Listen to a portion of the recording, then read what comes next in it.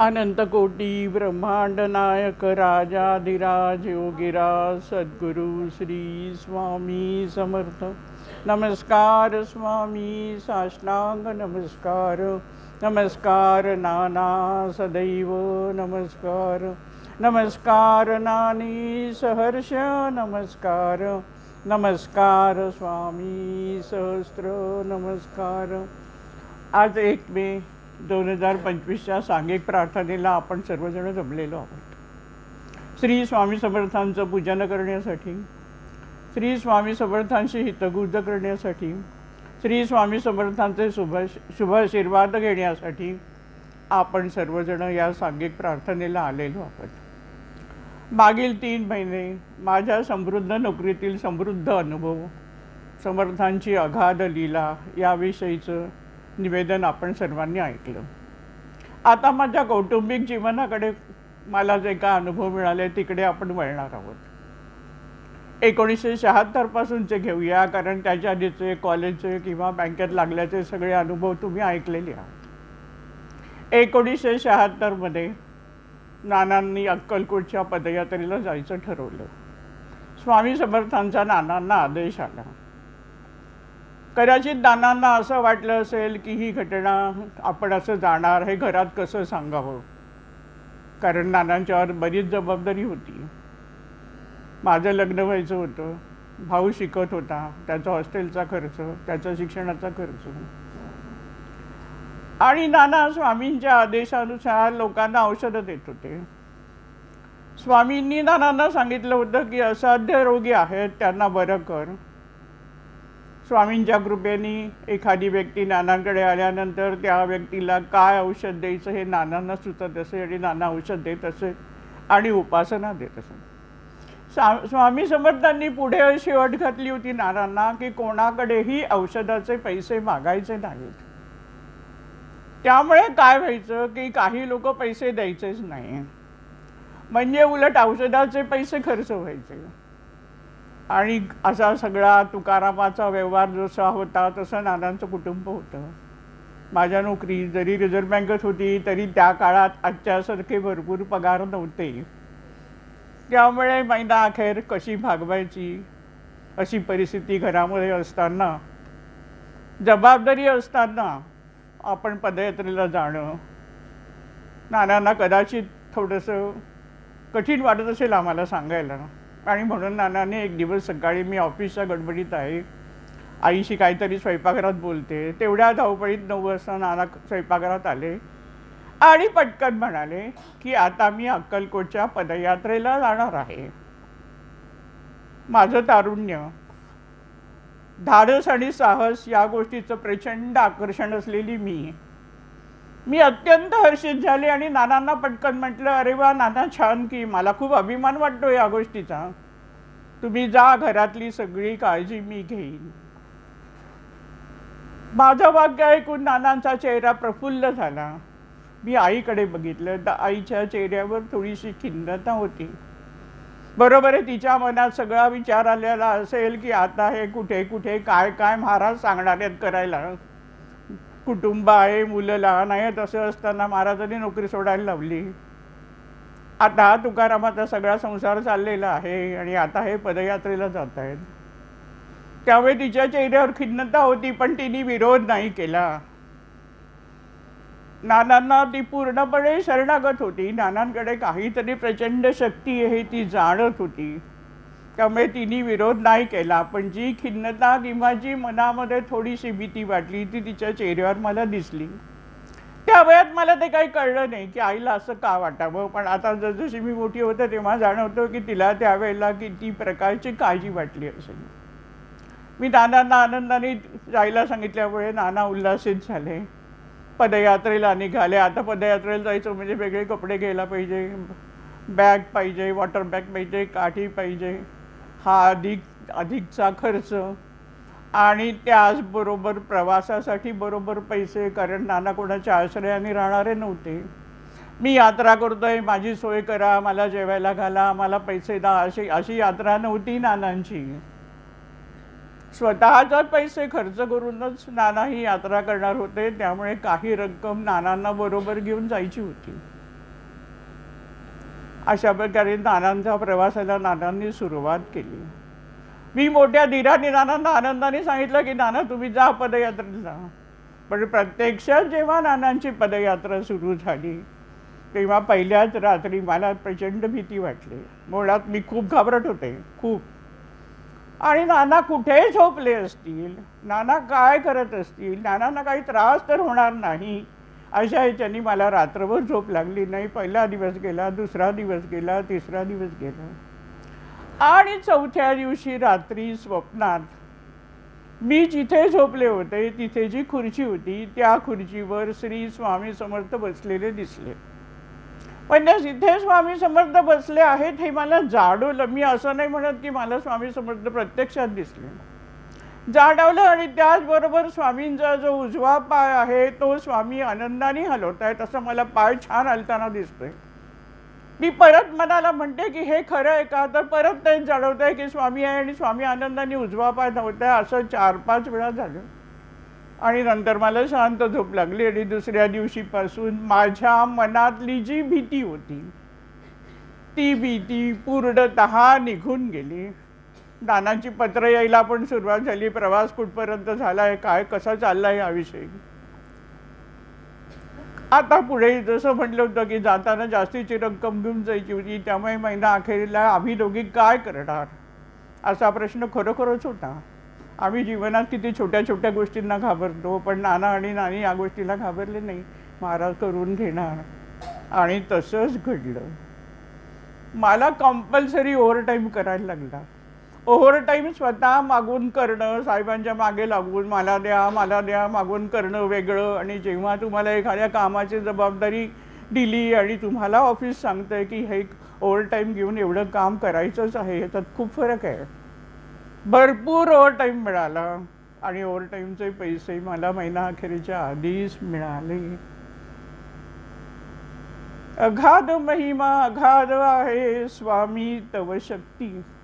कल्पना पण केलेली नव्हती की अशा प्रकारे, किंवा याचना केली नव्हती, स्वामींना काही प्रार्थना केली नव्हती, काही करा स्वामी सांगितलं नाही.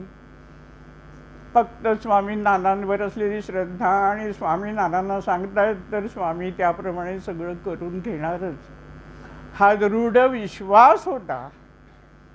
आणि अशा प्रकारे सगळी आर्थिक सोय आपोआप झाली. म्हणजे जे काय होते त्याच्यापेक्षा जास्त डबल पगार मला मिळाला म्हणायला हरकत नाही.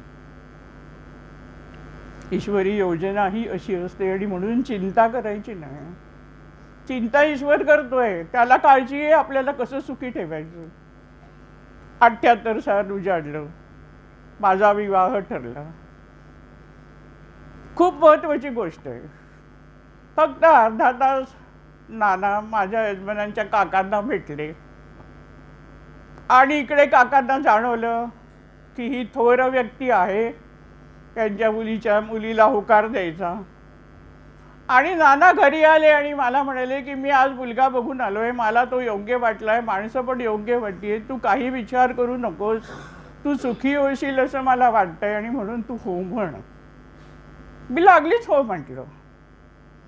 रात्री आई मला म्हणते की अगं तू अजून मुलाला बघितलं नाहीये, तू काही विचारलं नाहीये, काय शिक्षण आहे, काय नोकरी आहे, काही तू विचारत नाहीयेस, तू दडपण घेऊ नको, तुला नसेल तर तू नानांना नाही सांगू शकते, मी उद्या नानांना बोलीन त्यांच्याशी. मी आईला काय सांगितलं असेल, नानांनी सांगितलंय ना, मग मला मान्य आहे, मला काहीही विचार करायचा नाही. आणि गंमत म्हणजे असं की नानांचं थोरपण दाते घराण्यातल्या प्रत्येक व्यक्तींनी जाणलं.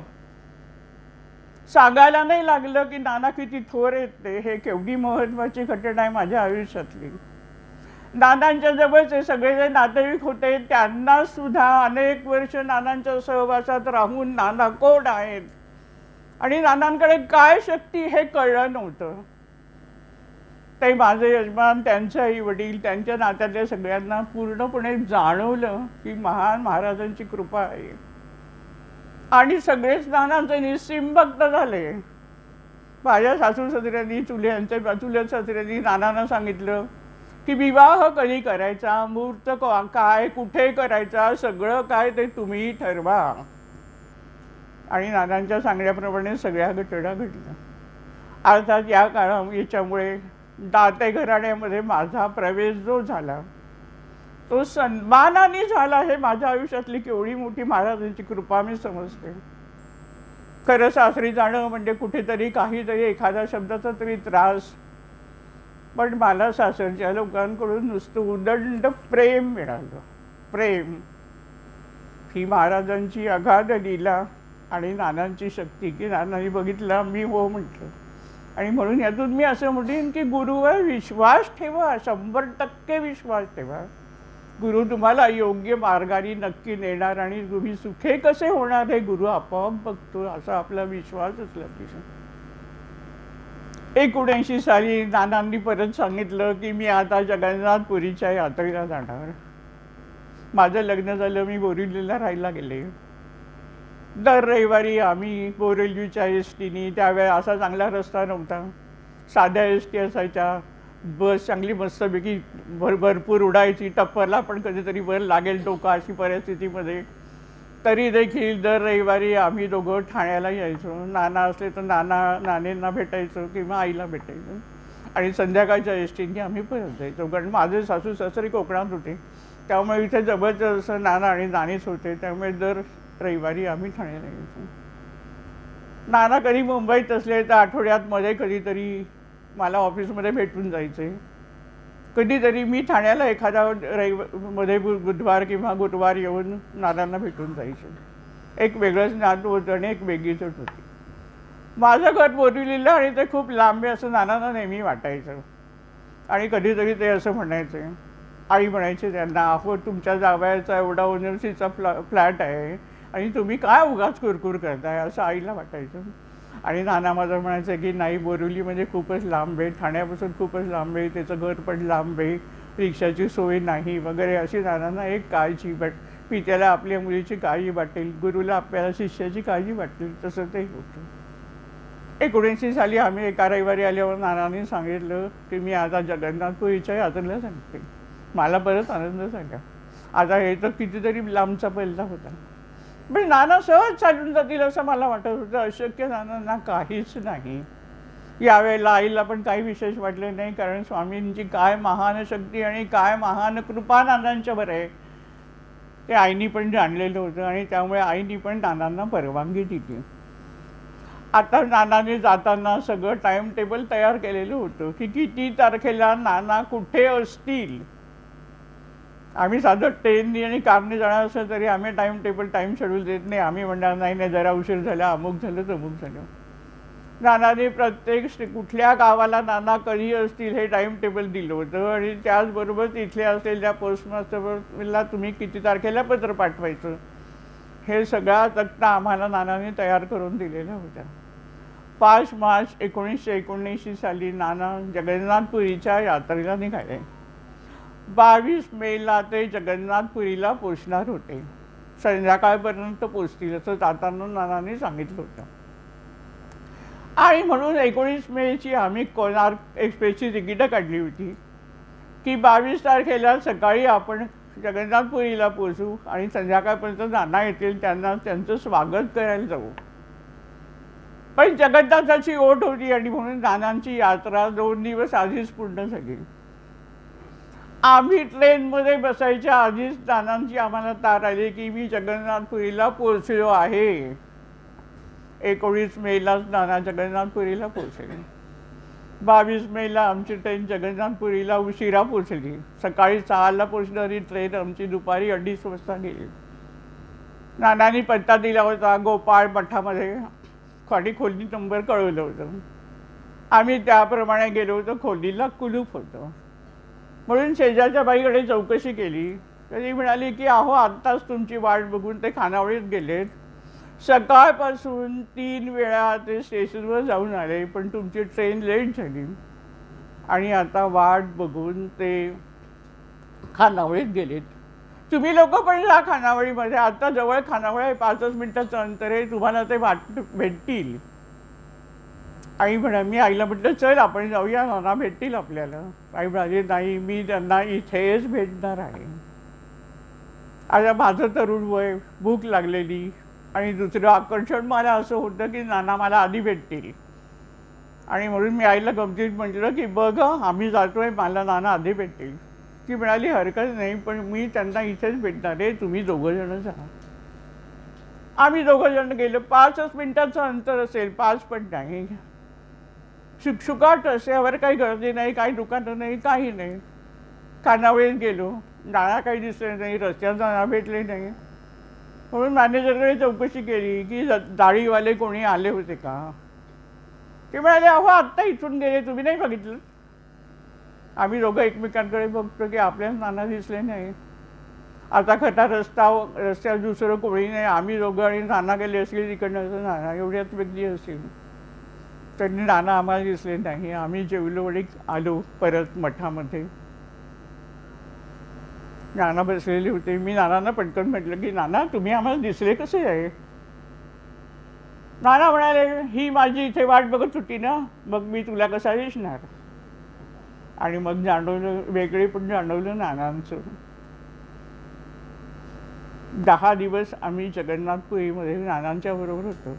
नाना, माझी आई, अक्का, नानी, आपल्या सर्वांचे आणि आम्ही दोघं जण, असे 4 जण आम्ही 10 दिवस जगन्नाथपुरी या क्षेत्रात होतो.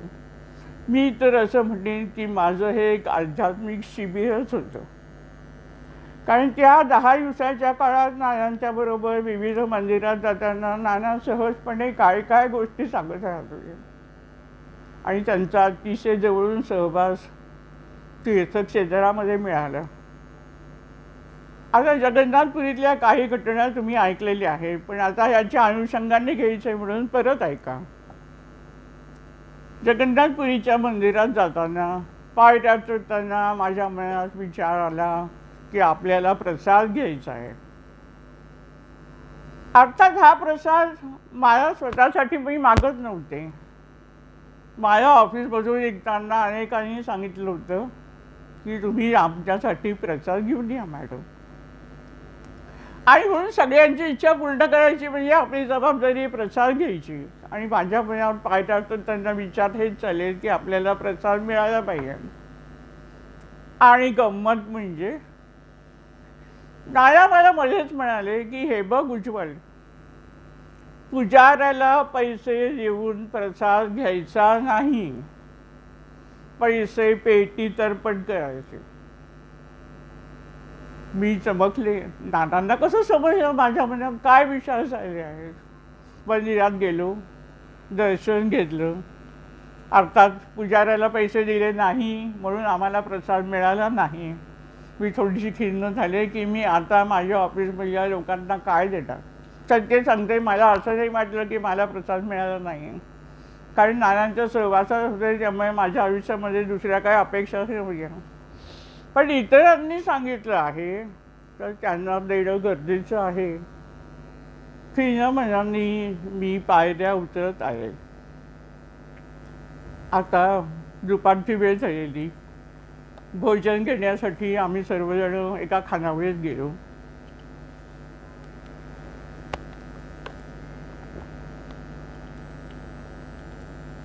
आता मुद्दामून सांगते की सुट्टीच्या दिवशी मी लोणावळ्याला जाते, पण दगदग होईल म्हणून सगळ्यांनी मला विरोध केला. लोणावळ्याला आज जायचं नाही, परत संध्याकाळी प्रवचन करायचं आहे. पण गंमत म्हणजे त्यामुळेच माझी आज तब्येत बिघडली आहे. उलट मी जाऊन आल्यानंतर मी मागच्या जयंतीच्या दुसऱ्या दिवशी जयंतीचा कार्यक्रम आदल्या दिवशी होऊन सुद्धा दुपारी निघून येऊन सुद्धा बोलू शकले, पाणी प्यायला लागलं नाही. पण आज मात्र मला त्रास होतोय. महाराजांचं कार्य करत राहा, महाराज तुम्हाला व्यवस्थित ठेवतील हे त्यातून शिकायचे.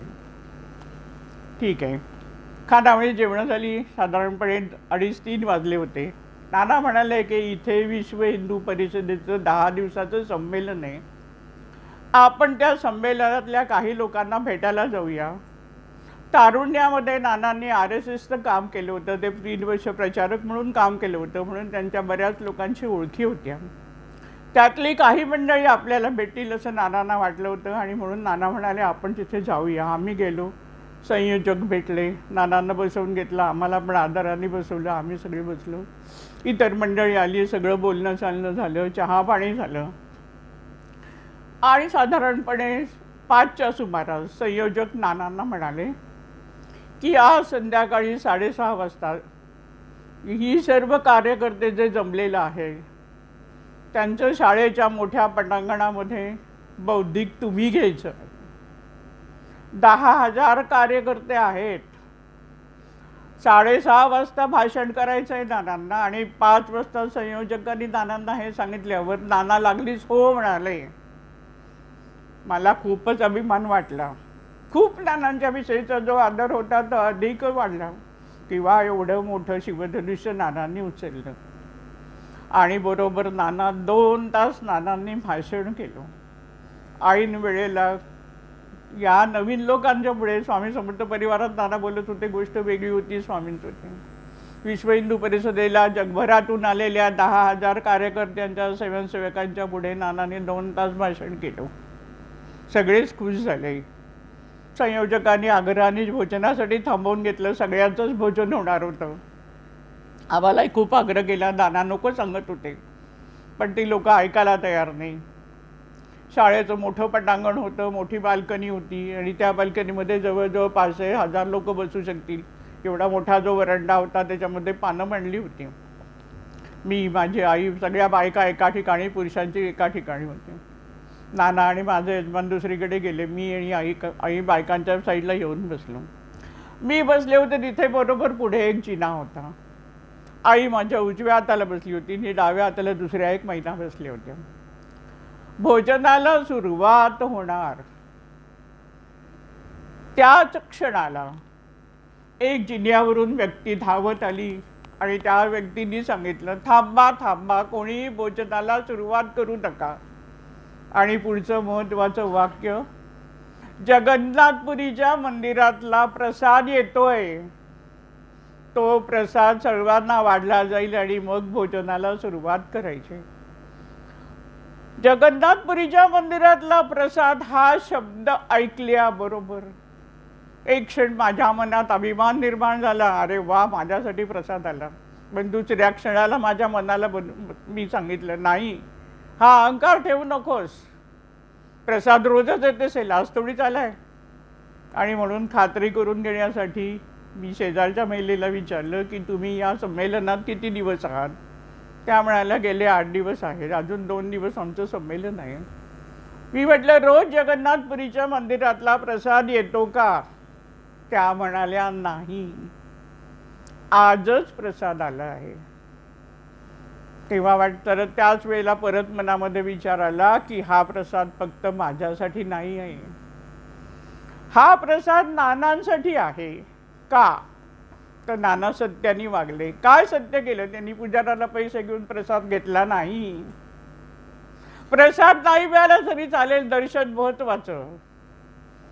आणि सत्याची कास नानांनी धरली. ती देवाला आवडली, जगन्नाथाला आवडली आणि म्हणून जगन्नाथाच्या मंदिरातला प्रसाद इथे आला. नानांच्या सहवासात आम्ही होतो, म्हणजे जे म्हटलंय की सत्संगती. आणि म्हणून आम्हाला सर्वांना आणि संमेलनाला आलेल्या सर्व कार्यकर्त्यांनाही जगन्नाथाचा प्रसाद मिळाला. सत्संगाचं महत्त्व एवढं मोठं आहे हे लक्षात घ्या. नामदेवांनी पण एका ठिकाणी म्हटलंय की नवरदेवाबरोबर जे असतं, वराड असतं, त्या वराडाला देखील सगळेजण सन्मानाने वागवतात. तसं आम्ही नानांच्या बरोबर होतो.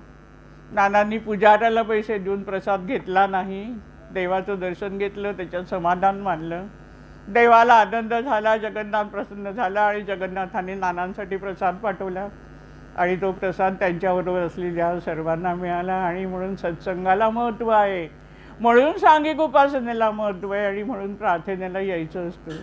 आम्ही घरात करतो वगैरे कारणं सांगू नका. एकत्र येऊन उपासना केली तर त्याच्यामध्ये आपला खूप फायदा असतो. जगन्नाथपुरीची दुसरी कथा, आता शंकराचार्यांचा तिथे मठ होता. त्या मठामध्ये आम्ही गेलो. शंकराचार्यांना नानांनी आपला परिचय करून दिला की मी असा आलेलो आहे. शंकराचार्य आनंदित झाले आणि नानांना म्हणाले, मी सांगते, ही सत्यकथा सांगते. म्हणाले की मी आता निवृत्त होत आहे, तर या पीठावर तुम्ही बसा. असं म्हणल्यानंतर नाना म्हणाले की नाही, किती महत्त्वाची गोष्ट आहे लक्षात घ्या तुम्ही. त्या पीठाचा केवढा मोठा तिथे सन्मान होता, वैभव होतं, सगळं होतं. 1979 साली नानांजवळ काय लोकांच्या दृष्टिकोनातून नानांजवळ तसं म्हटलं तर काही नव्हतं. अंतरंगात सगळं होतं, स्वामींची शक्ती होती, पण लौकिकदृष्ट्या काहीच नव्हतं. त्या पीठाच्या पदावर बसायचा सन्मान होता, पैसा होता, प्रसिद्धी होती, सगळं होतं, पण नानांनी ते नाकारलं. किती महत्त्वाची गोष्ट, हे शिकायचं आहे आपल्याला आणि हे मी त्यातून शिकले. नाना नेहमीच म्हणायचं की प्रसिद्धी आणि पैसा या अध्यात्मातल्या चुकीच्या या पायऱ्या ओलांडून माणूस पुढे गेला तरच त्याची आध्यात्मिक प्रगती होते, पण त्याच पायरीवर मनुष्य अडखळतो. आणि आपण अनेक लोकांचं आजकाल बघतोय की आध्यात्मिकदृष्ट्या प्रगती होत असते, पण पैसा आणि प्रसिद्धी येते आणि मग सगळं उताराला लागतात. नानाने ती पायरी ओलांडली. ध्येय एकच होतं की आपल्या गुरुचं कार्य करायचं आहे. गुरुनी काय सांगितलंय की माझ्याबरोबर जगन्नाथाला चल. स्वामींबरोबर नाना जगन्नाथपुरीला गेले. स्वामींबरोबरच त्यांना ठाण्याला परत येऊन स्वामींचं कार्य करायचं आहे म्हणून शंकराचार्यांना नकार दिला. आणि गंमत म्हणजे नानांनी नकार दिला हे आम्हाला तिघांनाही आवडलं. आई पण तेच म्हणाली घरी आल्यावर, हे माझं यजमान पण तेच म्हणाले आणि मी पण म्हटलं की बरं झालं नाना तुम्ही नाही सांगितलं, असं पद नकोच. आम्हाला तिघांनाही अत्यंत आनंद झाला. नानांची जगन्नाथपुरीची यात्रा पूर्ण करून नानांना बरोबर घेऊन आम्ही मुंबईला आलो. 1979 22 मे आणि नंतर 1 ऑक्टोबर 1979ला नानांनी स्वामी समर्थ परिवाराची स्थापना केली. कारण आदेश आलेला होता की माझा मठ बांध. स्वामींनी सांगितलेलं निसर्गरम्य ठिकाणी मला आणून ठेव अशा स्वामी समर्थांचा नानांना आदेश आलेला. आणि मंदिर बांधायचं होतं, आपण जनतेचा पैसा घेणार आणि म्हणून पब्लिकच नानांनी केला. आता अक्कलकोटच्या यात्रेतून नाना जाऊन आल्यानंतर श्री स्वामी समर्थांनी नानांना ज्योतिषाचं ज्ञान दिलं होतं आणि ज्योतिषाच्या मार्फत प्रश्न सोडव असं सांगितलं होतं. जगन्नाथपुरीच्या यात्रेहून आल्यानंतर आता मंदिरासाठी वेळ द्यायचा आहे आणि म्हणून महाराजांनी नानांना अशा प्रकारची सिद्धी दिली की जी व्यक्ती प्रश्न विचारायला नानांच्या घरात पाऊल ठेवायची त्या व्यक्तीला नाना लागले सांगायचे की तुम्ही हा प्रश्न विचारण्यासाठी माझ्याकडे आला आहात, तुमचा हा प्रश्न असा सुटणार आहे. कोर्ट केस होती एकाची, तर त्याला तारीख सांगितली होती की अमुक एका तारखेला तुमच्या कोर्ट केसचा निकाल लागेल. अशा प्रकारची सिद्धी जगन्नाथपुरीच्या यात्रेला नानांना मिळाली आणि हे सगळं मी अनुभवलं. हा माझ्या जीवनातला एक फार मोठा चमत्कारच मी समजते की मला हे सान्निध्य लाभलं. 1980 साली माझ्या मुलाचा जन्म झाला. साहजिकच 4 महिने मी नानांच्या सहवासातच होते. नानांकडे माणसं येत आहेत जात आहेत, त्यांच्याशी नाना काय बोलतायत काय सांगतायत हे सगळं अनुभवायला मिळत होतं. मुलाला घेऊन मी बोरिवलीला जाणार, पण त्याला कुठेतरी लांब ठेवायचं, माझी नोकरी, आणि म्हणून असं ठरलं की त्याला ठाण्यालाच ठेवायचं. आणि मग मी 1 दिवस बोरिवली 1 दिवस ठाणा असं करत सगळं आमचं चाललेलं होतं. आणि शनिवारी संध्याकाळी आम्ही त्याला बोरिवलीला घेऊन जायचो, म्हणजे रविवारी रात्री आणून सोडायचो. पहिल्या दिवशी आमचं बोरिवली ठाणा प्रवासऐवजी आमचा आता ठाणा बोरिवली प्रवास असे सगळे सुरू झाले. सगळा आनंद होता, कुठे काय वाटत नव्हतं असं काय त्रास आहे काय नाही, सगळ्या आनंदाने सगळ्या गोष्टी. मग नानांना आजारपण आलं. आजारपण आल्यानंतर मला तिथे राहणं गरजेचं होतं आणि पुरुष व्यक्तीची पण तिथे आवश्यकता होती. भाऊ पुण्यामध्ये होता नोकरीच्या निमित्ताने, नवी नोकरी लागलेली, त्यामुळे तो रजा घेऊन येऊ शकत नाही. आणि म्हणून माझ्या यजमानांना पण ठाण्याला बोलवलं. आम्ही आता तिथे 3-4 महिने राहिल्यानंतर माझा मुलगा बोरिवलीला राहायला तयार नाही, त्यामुळे प्रश्न उत्पन्न झाला. काही दिवस आम्ही तिथेच राहिलो. माझे यजमान परत गिरगावात जाऊन राहिले. नानांना बरं वाटलं नव्हतं, पण कधी अशी खंत नाही वाटली की असा कसा प्रश्न आहे, हा कसा सुटणार, आपण काय करणार, काही नाही. सगळे दिवस आनंदाने जात होते. माझ्या यजमानांनी कुरकुर केली नाही, माझ्या सासूच्या माणसाने काही कुरकुर केली नाही, काही नाही. सगळं आता आठवलं की आश्चर्य वाटतं की एवढं स्मूथली कसं आयुष्य चाललं होतं. आणि मग 81 साली ठाण्यामध्ये नानांनी मोठा कार्यक्रम केला. याच्यानंतर स्वामी भवनाची जागा घेतली गेली लोणावळ्याला. 82 साली भूमिपूजनाचा कार्यक्रम आणि त्याच वेळेला माझ्या ठाण्यातल्या घराची गोष्ट घडली. आता ती पण एक गंमत आहे. असा सगळा प्रवास झाला आहे. ठाणा, बोरिवली, माझं मधून फोर्ट ऑफिस, मग कधी मी बोरिवली, कधी मी ठाणा, असं सगळं चालली आहे गंमत. नाना एक दिवस मला म्हणाले, आता तू ठाण्यात जागा घे. आता नाना म्हणाले म्हणजे मी लागलीच तयार. आणि म्हणून मी माझ्या यजमानांना लागलीच सांगितलं की नाना आपण आता ठाण्यात घर घेऊया. नाना म्हणतात आपण ठाण्यात घर घ्यायचं आहे. माझे यजमान मला काय म्हणाले, नाना म्हणतात ते ठीक आहे, ती आध्यात्मिक व्यक्ती आहे, पण तुला तर व्यवहार कळला पाहिजे. आता मी का उत्तर दिलं असेल त्यांना? मी म्हटलं की माझे नाना म्हणतायत ना बघ ती गोष्ट होणारच, असं दर डाऊन माझ्या यजमानांना सांगितलं. तुम्ही बघा आपली जागा होणारच, नानांनी म्हटलंय म्हणजे आपली जागा होणारच. आणि 8 दिवसात आमची जागा झाली. अगाध महिमा अगाध आहे स्वामी तव शक्ती, नानांचे शब्द आहेत, जागा घे. काय कशी झाली?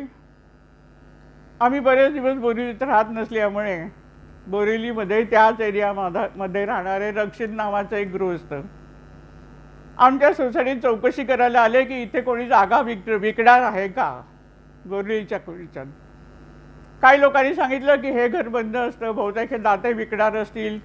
बँक ऑफ बरोडाची सोसायटी होती, त्यांनी पत्ता दिला की यांना भेटा, तुम्हाला भेटायचं असेल तर भेटा म्हणून. ते रक्षित यांना भेटायला ऑफिसमध्ये आले.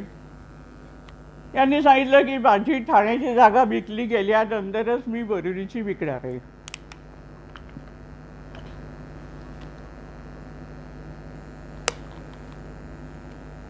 त्या काळी जागा मिळणं खूप कठीण होतं, आजच्या पिढीला कळणार नाही. नवीन बिल्डिंग तर जास्त व्हायच्याच नाहीत आणि मुख्य लोन मिळत नव्हती. पैशाची उभारणी आपल्या स्वतःला करायला द्या. आज सगळी सुखसंपत्ती आहे, सगळी साधनं आहेत, तरी पण आज माणसं निराश असतात, उदास असतात, काळजीने ग्रासलेली असतात. तेव्हा एक फ्लॅट घ्यायचा म्हणजे सुद्धा किती विवंचना असायची, पण काही लोक सुखात होती अगदी. त्यांनी सांगितलं बरोबर आहे, मला जर ठाण्यात जागा मिळाली तरच मी हा फ्लॅट विकणार आहे. आणि इकडे अशी घटना घडली की आईच्याकडे 2 तरुण मुलं 12:30-1च्या सुमारास त्याच 2 दिवसामध्ये आली स्वामींना नमस्कार करायला. म्हणून आईने प्रसाद दिला आणि सहज विचारलं की तुम्ही दोघं काय करता? ते म्हणाले की आम्ही इस्टेट एजंट आहोत. आईने लागली सांगितलं माझ्या मुलीला जागा हवी आहे. ते म्हणाले आहेत 2 जागा आहेत ठाण्यामध्ये. मग जागा दाखवली, एक चरईतली जागा दाखवली, एक स्टेशन जवळची जागा दाखवली. मी आणि नाना जाऊन बघून आलो. ही बरोबर पाहिजे, तमुक नाही. नाना आहेत, नाना डिसिजन घेतील, तोच फायनल डिसिजन, आणि ते पण मानतील हा मला विश्वास होता. आम्ही बघून आलो. बघून आल्यानंतर नाना म्हणाले की चरईतली जागा आहे ती मला योग्य वाटते, ती तू घे. 8 दिवसामध्ये जागेचं हळूहळू ट्रान्झॅक्शन व्हायला सुरुवात झाली. आता नानांना तीच जागा का आवडली हे नंतर कारण कळलं की त्या जमिनीचे जे मालक होते ते स्वामी भक्त होते. आणि दुसरं, आम्ही घेतलेल्या फ्लॅटच्या बाल्कनीमधून समोरच्या असलेल्या फ्लॅटचा जर हॉलचा दरवाजा उघडला त्यांनी तर समोर स्वामींचा फोटो दिसायचा. अगाध महिमा अगाध आहे स्वामी तव शक्ती. लक्षात पण येणार नाही अशा प्रकारे फ्लॅट घेतला गेला सहजपणे. फक्त नानांनी म्हटलं आणि मी म्हटलं की नाना म्हणतात म्हणजे होणारच. अर्थात माझ्या यजमानांना जास्तच नानांच्या विषयी जे वाटत होतं त्याच्यामध्ये अधिक भर पडली हे निश्चितच. आता त्याच वेळेला माझ्या यजमानांची ट्रान्सफर आली सुरतला. प्रमोशन आलं आणि ट्रान्सफर आली. सगळ्या घटना एकदम घडतात, पण कुठे काही टेन्शन नाही. आता नवीन जागा घेतली आहे सगळी, काही अजून पेमेंट राहिली आहे, काही गोष्टी राहिल्या आहेत, घर लावायचं आहे, मुलगा लहान आहे, सगळं. आता 82 झाली, मुलगा अवघा 2 वर्षाचा होता. माझी शिवाय याच्यामध्ये नोकरी आहे. नानाने तिकडे स्वामीभवनाची जागा घेतली आहे, तिथे बांधकाम करायची, ती माणसं भेटायची, सगळं चाललं आहे. पण कधी कुठे काळजीने एकात एक काही गोष्टी घडतायत म्हणून चिंताने सगळं व्यवस्थित झालेलं. त्याच वेळेला माझ्या यजमानांना किडनी स्टोन झाला. 2 महिने त्यांना त्रास होत आहे. मार्चमध्ये ऑर्डर आहे, जून प्रमोशन झालं, जूनमध्ये जायचं आहे 1 जूनला. माझे यजमान मला म्हणाले, मला काय बरं नाही वाटत आहे, मी काय प्रमोशन घेत नाही, पुढच्या वर्षी बघूया. मी पण म्हटलं ठीक आहे, कारण मी बघितलं होतं की त्यांना किती त्रास होतो आहे, रात्र रात्र फेऱ्या घालायचे. मी म्हटलं की ठीक आहे, नाही घेत तर नका जाऊ. नाना बाहेरगावी गेलेले होते स्वामी समर्थ परिवाराच्या कार्यासाठी. नाना आले, बघितलं त्यांनी की अजून अरविंदराव अजून गेले नाही आहेत सुरतला. मला विचारलं, काय गं अजून अरविंदराव सुरतला का नाही गेले? मी म्हटलं अहो त्यांना बरं नाही आहे ना. ते म्हणाले मी काय प्रमोशन घेत नाही, म्हणजे मग जायला नको.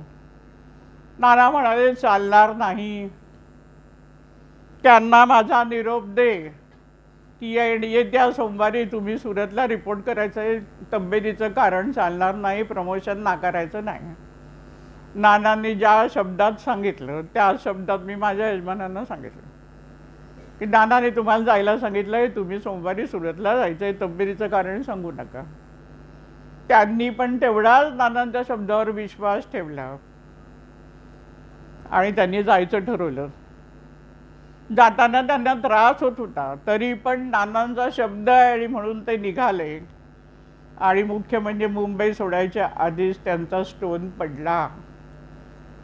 गुरुवचनावर विश्वास ठेवा, गुरुच्या आज्ञेवर विश्वास ठेवा, तुमच्या जीवनातली संकट दूर होतील. जर ऐकलं नसतं तर काय झालं असतं, आणखीन 4 महिने त्रास काढायला लागला असता, कदाचित ऑपरेशन करायला लागलं असतं, शिवाय प्रमोशन तर गेलेच असतं. पण आम्ही ह्या सगळ्या गोष्टी विचारात नाही घेत की पुढे आपल्याला त्रास काय. गुरुनी काहीतरी सांगितलं तर आम्ही विचार करतो, आता असं कसं सांगितलंय, मी असं कसं करू, मग अमुक होईल. आता मी कधी कोणाला काही सांगितलं तर काही माणसं अशी अनेक प्रश्न पुढे उभे करतात. पुढे नानांनी सांगितलं त्याच्यावर पूर्ण विश्वास ठेवून पाऊल नाना यांनी टाकलं आणि त्यांची सुरतला जायच्या आधी त्यांचा स्टोन मुंबई सोडायच्या आधी त्यांचा स्टोन पडला. आता माझे यजमान सुरतला, नानांचं बाहेरगावी जाणं येणं, माझा मुलगा लहान, आईला परिवाराचं काम आहे, परत लोणावळ्याचं काम चालू आहे, सगळं चाललं. या सगळ्या गडबडी सगळ्या चालू आहेत. नवीन घरात मी राहायला गेले. आता नवीन घरात आईच्या घरामध्ये माझ्या मुलाला घेऊन राहणं शक्य नाही, कारण त्याचा सगळा पसारा आणि आईच्या घरात येणारी इतकी असंख्य भक्त मंडळी, त्यातून तिकडे मंदिराचं बांधकाम, म्हणजे अनेक मंडळी भेटायला घरी येणार, उठबस सगळ्यांची जास्त. आणि त्यामुळे रात्री मी माझ्या मुलाला घेऊन माझ्या तिकडे चरईच्या घरात जायची, सकाळी त्याला शाळेत सोडायची आणि मी ऑफिसला जायची. माझ्या यजमानाची सुरतला ट्रान्सफर झाली, पण त्यांना प्रॉपर सुरत मिळालं नाही. पोस्टिंग त्यांना कोसंबा ब्रांचला मिळालं. त्यामुळे त्यांना रविवारी सकाळी ते त्यांचे बाकीचे सुरतमध्ये असणारे सगळे सहकारी शनिवारी संध्याकाळी मुंबईला यायचे आणि सोमवारी सकाळी परत ऑफिससाठी जायचे. पण यांना मात्र ट्रेन नसल्यामुळे हे रविवारी सकाळी यायचे आणि रविवारी संध्याकाळीच त्यांना परत जायला लागायचं. असे 2 शनिवार गेल्यानंतर एक दिवस दुपारी जेवताना माझे यजमान म्हणाले मला, बाकीच्यांना बरं आहे, सगळेजण शनिवारी येतात आणि सोमवारी सकाळी जातात, मला मात्र सकाळी येऊन संध्याकाळी जायला लागतं. मी लागलीच त्यांना काय म्हटलं असेल, मी म्हटलं अशी कुरबुर करायची नाही आयुष्यामध्ये. सत्य सांगते तुम्हाला, मी कधीही ही गोष्ट मला कधी माहितीच नाही, कुठल्या गोष्टीची उगाच तक्रार नाही करायची. किती आयुष्यातली छोटीशी गोष्ट आहे, ती लोक येत आहेत तर येऊ दे, आपल्याला सकाळी यायला मिळतंय, संध्याकाळी जायला ठीक आहे ना. आणि म्हणून यांना मी अधिकारात सांगितलं की हे बघा अशी कुरबुर काही करायची नाही, जे चाललंय ते चालू द्या. ते पण शांत झाले, त्यांनी पण कुरबुर करायची बंद केली आणि आमचं हे सगळं रुटीन सुरू राहिलं. आता कोसंबा ब्रांच त्यांना मिळावी याच्या पाठीमागे सगळे संकेत होते ईश्वरी, हे लक्षात घ्या तुम्ही, की आपल्याला छोटासा त्रास होतो आणि आम्ही लागलेच म्हणायला लागतो की हे असं आहे, हे असं आहे, हे बदलायला पाहिजे, हे बदलायला पाहिजे.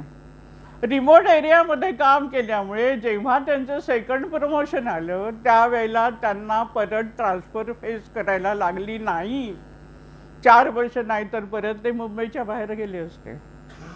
पण कोसंबा ब्रांचमध्ये काम केलं म्हणून रिमोट एरियात काम केल्याचा शिक्का बसला आणि त्यामुळे परत ट्रान्सफर झाली. आणि बाकी सगळे जे शनिवारी येऊन सोमवारी सकाळी जाण्याची मजा लुटत होते त्या सगळ्यांना परत सेकंड प्रमोशनमध्ये बाहेर जायला लागले.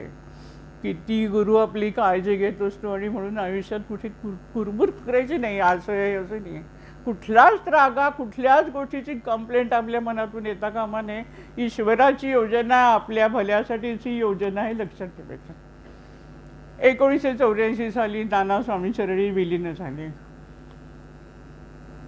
अर्थात हा सगळा परिवाराचा भार आईला उचलायचा होता. आईची मानसिक परिस्थिती, त्यात माझे यजमान सुरतमध्ये होते, मुलगा लहान होता.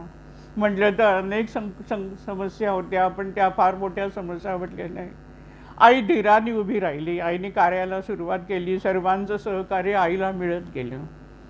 नानांच्या कार्यात आई सतत नानांच्या बरोबर असायची, त्यामुळे सर्वजण आईचं थोर पण जाणतच होते. आईलाही कामाची पूर्ण माहिती होती आणि त्यामुळे मोठ्या धीराने उभं राहून स्वामींची आज्ञा तिला झाली. तिला स्वप्नात स्वामींनी येऊन सांगितलं की तुला या कार्याला उभं राहायचं, आणि ती कार्याला उभी राहिली. माझ्या परीने तिला जेवढं मला करता येईल तेवढी मदत मी करत होती. आणि 1985 मध्ये माझ्या यजमानांची सुरतवरून मुंबईला अचानक ट्रान्सफर झाली. जशी मला अचानक ट्रान्सफर मिळाली तशी त्यांना कुठल्याही अर्ज विनंत्या न करता बरोबर 3 वर्ष पूर्ण झाल्यानंतर बडोदा ऑफिसमधून त्यांना लेटर आलं की तुम्हाला रिलीव्ह केल्याचं लेटर आलं. कुठे अर्ज नाही, विनंती नाही, बाकी सगळेजण 6 महिन्यांनी आले. आता त्यांची ट्रान्सफर का लवकर झाली, तर इथे स्वामी समर्थ कार्यासाठी त्यांची गरज होती, मदतीची गरज होती. आईला मदतीची गरज होती. हे कार्य करायचं आहे, माझा मुलगा लहान आहे, माझं ऑफिस पण आहे आणि बाकीची बाहेरची कामं बघायला, हिशोब बघायला काही व्यक्तीची गरज. आणि म्हणून माझ्या यजमानांना श्री स्वामी समर्थांनी बरोबर 3 वर्ष पूर्ण झाल्यावर कुठलीही प्रकारच्या अर्ज विनंत्या न करता अचानक मुंबईला पाठवून दिला. परिवाराचं कार्य वाढतंय, आई कार्य करते आहे. आई मुळात प्रचंड हुशार होती, प्रचंड हुशार होती. नीटनेटकी परिवाराची जी काही मंदिरातली व्यवस्था आहे, जी शिस्त, ती सगळी आईचं ॲडमिनिस्ट्रेशन आहे. आईच्या सांगण्याप्रमाणे सगळे सेवक, जे काय भक्त लोक आहेत त्याप्रमाणे सगळं कार्य व्यवस्थित चालू होतं. विविध उत्सव, हे ते, प्रसाराचं कार्य, मासिकाचं कार्य सगळं आई बघत होती. आता 2003 मध्ये आई स्वामीचरणी विलीन झाली. कोणीतरी हे कार्य बघायलाच पाहिजे, 24 तास बघायला पाहिजे. आणि म्हणून मागे सांगितल्याप्रमाणे या कार्याची धुरा 2003 मध्ये मी स्वीकारली. पुढे स्वामींनी आदेश दिला आणि मग पूर्णपणे झोपून दिलं, ती गोष्ट वेगळी. या काळामध्ये मला हे कार्य घेताना असं वाटत होतं की टेम्पररी मी हे काम करणार आहे, असंच मी समजत होते. परंतु महाराजांची इच्छा वेगळी होती आणि म्हणून महाराजांनी खेचून घेतलं आणि मी खेचले गेले, हे पण महत्त्वाचं. 24 तास या कार्याकडे मी खेचले जाईन असं मला जर आधी कोणी सांगितलं असतं तर माझा विश्वास बसला नसता. परंतु मी खेचले गेले आणि कार्याला सुरुवात केली. 2003 ते 2004 ही माझी सगळी सुरुवातीची वाटचाल होती. काही लोक यायची, भेटायची, सगळं पत्रव्यवहार, असंच अशी छोटी मोठी कामं चालू होती. 4 नंतर रिटायरमेंट घेतली आणि खऱ्या अर्थाने कार्य करायला सुरुवात झाली. आणि स्वामी शक्ती देतात आणि स्वामी करून घेतात असे अनुभव मिळाले. 2004 मध्येच अशी एक घटना घडली. ती संस्थेच्या ट्रस्टींची मीटिंग झाली. काही रिपेरिंगचं काम होतं आणि खर्च काढला. खर्चाचा आकडा मोठा होता आणि गंमत अशी झाली की तेवढीच रक्कम एका व्यक्तीकडून परिवाराला आली. तेवढ्या अमाऊंटचा चेक परिवाराला मिळाला. व्यक्ती फारशी परिचित नाही, पण बरोबर तेवढ्याच अमाऊंटचा चेक आला. हा माझ्या दृष्टिकोनातून आयुष्यातला घडलेला एक मोठा चमत्कार असा की मला महाराजांनी दाखवून दिलं, तू काळजी करू नकोस, मी तुझ्या बरोबर आहे. आणि मग तो आणखीन धीराने उभी राहिले की कुठलीही विवंचना राहणार नाही आहे, महाराज सगळं करून घेणार आहे. 2005 मध्ये डिसेंबरमध्ये माझ्या घरामध्ये स्वामी प्रगट झालं कलेश पूजेमध्ये. आता त्याचे संकेत आहेत, असं नाही आहे की स्वामी एकदम आले आणि आम्हाला भास झाला आणि आम्हाला वाटलंय, असं नाही आहे. 2005च्या साधारणपणे जून-जुलै महिन्यामध्ये एक पारशी गृहस्थ जे खंडाळ्याला राहायचे, ते रोज मठात 3 वेळा यायचे. आम्ही रविवारी जायचो, सुट्टीच्या दिवशी जायचो, तर आम्हाला भेटायचे. परिचय झालेला, ते एकटेच असायचे म्हणून आम्ही त्यांना दुपारी जेवायला पण थांबवायचो, अशी त्यांच्याशी ओळख झालेली. आणि ते एक दिवस एका कानडी ज्योतिषाला घेऊन आले पुजारी. पुजारी पण होता, पुजारीचं पण काम करायचा आणि ज्योतिष पण सांगायचा. त्या पार्श्वभूमीवर त्यांनी त्या व्यक्तीला माझ्याकडे आणलं आणि सांगितलं की हा असे असे हे आहे, माझ्या घरी मी पूजा केली, अमुक केलं, काय कुठे जाऊन आलो वगैरे सगळं सांगितलं. ते कानडी पुजारी जे होते त्यांनी थोड्या वेळाने मला स्वामी भवनाच्या उत्तरेच्या बाजूला असलेल्या दुसऱ्या का खिडकीपाशी ते उभे राहिले आणि तिकडनं मला त्यांनी बोलवलं आणि बाहेर हात दाखवून म्हणाले की इथे तुमचं स्थान होणार आहे. तर मी म्हटलं माझं स्थान काय करायचं इथे, मला नको आहे स्थान वगैरे, नानांचं आणि नानीचं स्थान आहे, याच्यात मला पूर्ण समाधान आहे असं मी त्या व्यक्तीला सांगितलं. ती व्यक्ती मला पुढे म्हणाली, जर स्वामींनी तुम्हाला ओढून घेतलं तर तुम्ही काय करणार? मी काय मनावर घेतलं नाही. मी थोड्या वेळाने यांना म्हटलं की अहो दुपारी जेवताना यांना म्हटलं अहो असा सुद्धा पारशी घेऊन आला होता, त्याला हौस होती असे कोणाकोणाला आणायची, अनेक ज्योतिषी आणायचा तो. म्हटलं का असं असं सांगतात, म्हटलं लोक काय खुश करायला काही पण सांगतात, अशा पद्धतीने मी ते असं घेतलेलं. आणि त्यांनी पुढे मला सांगितलं की दिवाळीच्या वेळेला स्वामी तुम्हाला खेचून घेणार आहेत, एवढं पण त्याने सांगितलं. आणि गंमत अशी झाली की बरोबर देव दिवाळीच्याच दिवशी माझ्या घरातील असलेल्या कलश पूजेमध्ये स्वामी प्रगट झाले. कलश पूजेत आलेला जो कोंब होता त्या ठिकाणी स्वामींची प्रतिकृती चेहऱ्यापर्यंतचा भाग दिसायला लागला.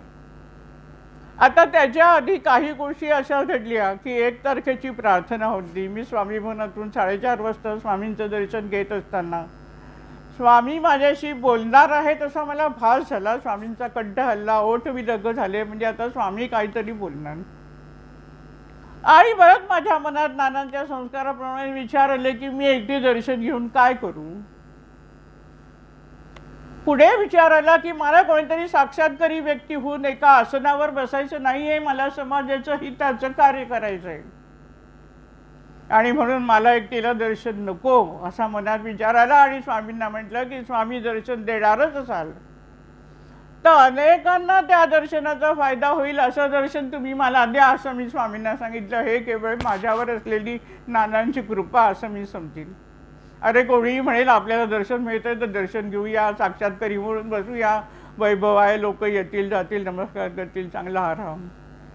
पण नाही, हा देह झिजवायचा आहे, हा नानांचा आदर्श, हे नानांचे संस्कार, समाजासाठी देह झिजवणं हे खरं अध्यात्म, हे खरं आध्यात्मिक जीवन, ही नानांची शिकवण. आणि म्हणून तसे विचार आले आणि महाराजांना सांगितलं की अनेकांना फायदा होईल असं दर्शन दे. आणि म्हणून त्या नारळात स्वामी प्रगट झाले. ही गोष्ट दुपारी घडली. संध्याकाळची सांघिक प्रार्थना झाली. बेडेकर शाळेत आपण घेत होतो, ब्राह्मण विद्यालयामध्ये प्रार्थना झाली. प्रार्थनेमध्ये प्रवचन करत असताना मला सतत जाणवत होतं की आज मी बोलत नाहीये, आज माझ्या मुखातून कोणतीतरी शक्ती बोलते, कारण मी अत्यंत अधिकाराने बोलले. ती स्वामींची भक्ती कशी करायला पाहिजे, उपासना कशा करायला पाहिजे, हे अत्यंत अधिकाराने मी बोलले. आणि बोलताना मला कळतंय की मी खूप अधिकाराने बोलते, मी पण बोलत नाहीये आणि कोणती तरी शक्ती मला पुश करते आणि मी बोलते, हे मला सतत जाणवत होतं. आणि ते बोलणं झालं. त्याच्या प्रार्थना झाली. आता प्रार्थना झाल्यानंतर नाना नानींचं जे घर होतं तिथेच आपल्या संस्थेचं कार्यालय चालायचं, तिथेच स्वामींचा फोटो, नाना नानींचा फोटो होता, स्वामींची मूर्ती, या सगळ्या गोष्टी परत नानींच्या घरात नेऊन ठेवायच्या. म्हणून घराची चावी हवी होती, तर चावीचा गोंधळ झाला. माझे यजमान लागेच म्हणाले आता काय करायचं. मी शांतपणे म्हटलं आपल्या घरी घेऊन जाऊया. तोपर्यंत आम्ही चरईतून मागच्या वेळेस सांगितलं तसं 2004 स्वामी समर्थांनी आम्हाला विष्णुनगरमध्ये जागा दिली होती. आईच्या घरापासून फक्त 4 बिल्डिंग सोडून आम्ही तिथे राहायला आलेलो. म्हटलं आज आपल्या घरी घेऊन जाऊ, उद्या सकाळी स्टाफ येईल, स्टाफकडे चावी असतील, ते दार उघडतील, आपण सगळं तिथे नेऊन ठेवू, साधा प्रश्न आहे, काय त्याच्यात गुंतागुंत काय आहे. आणि म्हणून माझ्या घरी स्वामींचा फोटो, स्वामींची मूर्ती, नानांचा फोटो, नानींचा फोटो, त्यांना घातलेले सगळे हार, फुलं, प्रसाद जे जे काय होतं ते सगळे माझ्या घरामध्ये आले. घरात एक छोटीशी देवासाठी केलेली खोली आहे, तिथे ते सगळं मांडलं, वरचे चौरंग काढले, फोटो चौरंगावर ठेवले. डिसेंबर महिना होता त्यामुळे हाराची फुले अत्यंत ताजी सुंदर दिसत होतं सगळं. आणि दुसऱ्या दिवशी सकाळी 2 डिसेंबर देव दिवाळी सकाळी स्वामी त्या कलशात बसलेल्या जो कोंब आला होता त्या ठिकाणी स्वामींचा मुखवटा दिसायला लागला. माझे यजमान रोज सकाळी पूजा करून फिरायला जायचे, पण त्या दिवशी त्यांच्या मनात आलं की आधी फिरायला जाऊन येऊ आणि मग पूजा करूया. आणि त्यामुळे सूर्यप्रकाश घरात आलेला होता आणि त्या सूर्यप्रकाशात पूजा करताना त्यांना तिथे स्वामी दिसले. स्वयंपाकघरात आले आणि मला म्हणाले चष्मा घेऊन ये. मी म्हटलं आता काय दाखवतायत, सकाळची आपली गडबड असते, घाई गडबड, आणि म्हणून तरी पण चष्मा घेऊन गेले. आणि मला फक्त म्हणाले की बघ, त्यांनी असं नाही सांगितले बघ स्वामी दिसत आहेत.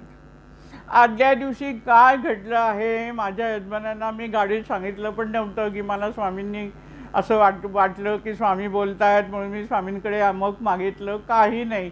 मी म्हटलं हे सगळं आपल्या मनाच्या गोष्टी आहेत, माझ्या मनातच मी ठेवलेल्या. यांना माहिती नव्हतं की स्वामींच्या विषयी मी काही बोलले आहे. मला त्यांना मात्र ते स्वामी दिसले आणि मला दाखवल्यावर मी पटकन म्हटलं की स्वामी, आणि मग जवळच असलेल्या खुर्चीत बसले. मला धक्काच बसला की मी म्हटलं स्वामींना आणि आज खरोखर स्वामी प्रगट झाले.